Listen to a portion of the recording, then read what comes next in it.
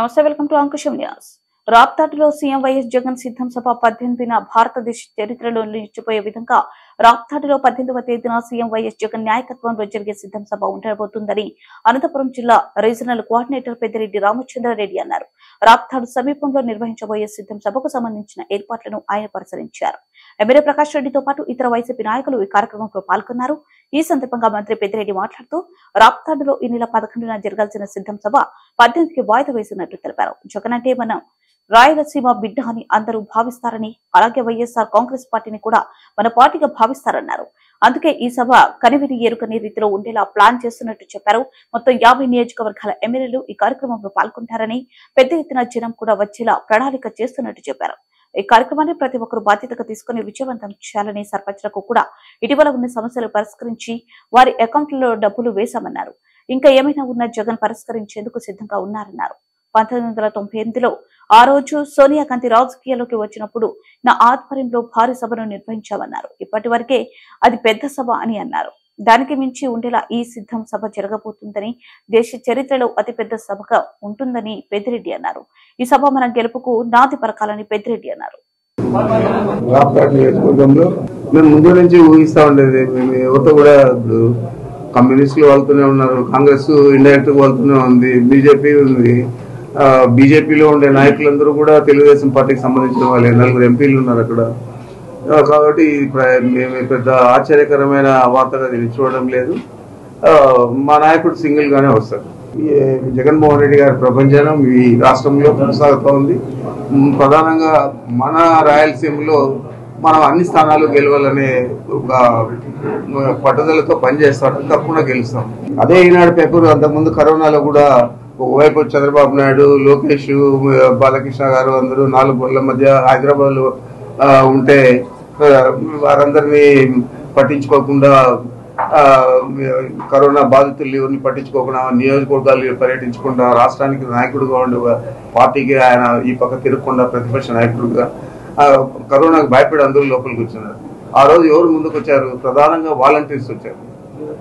చాలా మంది వాలంటీర్లు చనిపోవడం జరిగింది ఈ కరోనాలో సేవలు అందించి. వాళ్ళు పాపం ఏదో అఫెక్టెడ్ ఫ్యామిలీస్ కు ప్రభుత్వం ఇచ్చిన ప్రొవిజన్స్ కానీ ఇంకోటి కానీ తీసుకుపోయి ఇస్తా ఉంటే వీళ్ళు మూటలు మూసేవాళ్ళని మాట్లాడింది కూడా చంద్రబాబు నాయుడే, రాసింది కూడా ఈ మీడియాని. కాబట్టి దాని గురించి మనం పట్టించుకోనక్కర్లేదు. వారి సేవలు ఈ రాష్ట్రంలో ఉన్న ప్రతి ప్రౌఢుడు కూడా గుర్తించారు. వాళ్ళను చెప్పాలంటే అందరికంటే ఎక్కువగా వారి పాత్ర ఎక్కువగా ఉంది. ఆ రోజు కరోనాలో మంచి సేవలు అందించిన రాష్ట్రంగా పేరు తేవడానికి ఈ రోజు కూడా వారి ధర్మాన్ని, వారి కర్తవ్యాన్ని నిర్వహిస్తూ ఉన్నారు తప్ప ఏ పార్టీకి వాళ్ళు కొమ్ము కాయడం లేదు. మేము కాంగ్రెస్ పార్టీకి వదిలేసి శాసనసభ్యుడిగా ఉండి బయట వచ్చాను. మాకు భద్రత లేకుండా చేశాడు ఆ రోజున్న ముఖ్యమంత్రి, అత్యుత్తమ ముఖ్యమంత్రి కిరణ్ కుమార్ రెడ్డి గారు. నాకు కానీ పార్లమెంట్ సభ్యుడిగా ఉన్న అంటే అప్పుడు కాలేదు, మిథున్ కానీ మా తమ్ముడికి కానీ ఎవరికి, మా కుటుంబానికే ఇవ్వలేదు. జిల్లాలో మేమే కదా అతనికంటే ధీటుగా పార్టీకి పనిచేస్తాం, కాంగ్రెస్ పార్టీకి. అతను నిమిత్త మాత్రుడు నా నియోజకవర్గంలో వచ్చాడు, గెలిచాడు నా పేరు వల్ల, లేకపోతే అతను గెలిచేవాడు కూడా కాదు. అలాంటి వాడు ముఖ్యమంత్రి అయితే మమ్మల్ని అంతగా ద్వేషించాడు. నాకు ఇంతకంటే ఇంకా ఎక్కువ చెప్పాలంటే సరాసరి మా నాయకుడిని తీసుకుపోయి 16 నెలలు జైల్లో పెట్టారు కాంగ్రెస్ పార్టీ వాళ్ళు. ఆయనకి ఏమైనా రక్షణ కల్పించారు? ఈమె అధ్యక్షురాలు అయినంత మాత్రాన మనం రక్షణ ఇవ్వాల్సిన అవసరం లేదు. ఆమె కూడా ఏర్పాటు చేసుకోవాలి. మేము పాదయాత్రలో ప్రత్యేకంగా మనుషులు పెట్టుకున్నాం జగన్మోహన్ రెడ్డి గారిని ఎట్లా రక్షించుకోవాలని చెప్పి. మీకు కూడా అలాంటి రక్షణ కార్యక్రమాలు కాంగ్రెస్ పార్టీ ఏర్పాటు చేస్తుంది. లేకపోతే మీకు మద్దతుగా నిలిచిన కేవీపీ రామచంద్రరావు, గిడుగు రుద్రరాజు, రఘువీరావు అంటే వాళ్ళు ఎవరైనా చేస్తారు. ఎవరెవరు ఇండివిజువల్ గా నీ రక్షణ నువ్వు ఇంట్లో తలుపు పెట్టుకోకుండా పనుకుంటావో, నువ్వు కూడా నీ ఇంట్లో నీ రక్షణ నువ్వు చేసుకుంటావు. ఆ విధంగా ఆమె చేసుకోవాలా. ఇక్కడ వచ్చి వైఎస్ఆర్ కాంగ్రెస్ పార్టీను లేకపోతే మా నాయకుడు జగన్మోహన్ రెడ్డి గారిను కించపరిచే విధంగా మాట్లాడడం అనేది చాలా దురదృష్టం. ఉత్తరాంధ్రకు సంబంధించి అక్కడ సిద్ధం సభ జరిగింది, ముఖ్యమంత్రి గారి సభ. అదేవిధంగా ఏలూరులో మొన్న జరిగిన ఏలూరులో సభ 3వ తేదీ, అది కూడా ఈస్ట్ వెస్ట్ ఉమ్మడి జిల్లాలు కృష్ణా జిల్లా కలిపి అక్కడ చేయడం జరిగింది. దాదాపు అక్కడ కూడా ఒక 50 నియోజకవర్గాలతో అక్కడ ఆ సమావేశం ఏర్పాటు చేశారు. రాయలసీమ జిల్లాల్లో కూడా దాదాపు 50 నియోజకవర్గాలు ఇక్కడ ఈ సభకు హాజరవుతూ ఉన్నారు. లక్షలాది మంది ఈ సభలో పాల్గొంటారు.